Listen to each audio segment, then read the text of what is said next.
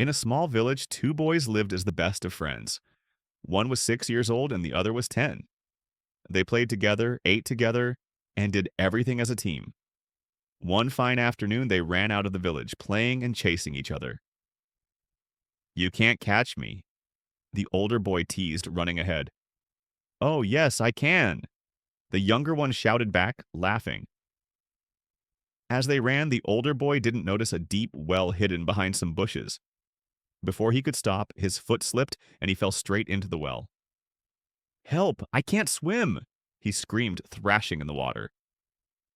The younger boy, standing at the edge, froze in shock. His best friend was struggling, gasping for breath. His eyes filled with terror as he looked around desperately, but the village was far away. There was no one to call for help. Then his eyes fell on something, a bucket with a rope tied to it. Without wasting a second, he grabbed the bucket and threw it into the well. "Hold on to it," he yelled. The older boy grabbed the bucket tightly, but the real challenge had just begun. The 6-year-old pulled with all his might. His tiny hands trembled, his arms burned, but he refused to let go. He pulled and pulled, his little feet digging into the ground for balance. "I won't let go. I won't let go," he kept repeating to himself. The rope slipped a little. Sweat dripped down his forehead. His heart pounded like a drum. But he didn't stop.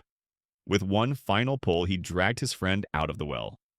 Both boys collapsed on the ground, panting. Then they looked at each other and burst into tears. They hugged each other tightly, unable to believe what had just happened. "You saved me," the older boy whispered. "Of course I did. Who else would I play with if you were gone?" The younger boy joked, wiping his tears. They sat there, shaking, partly from fear, partly from relief. But suddenly, a new thought hit them.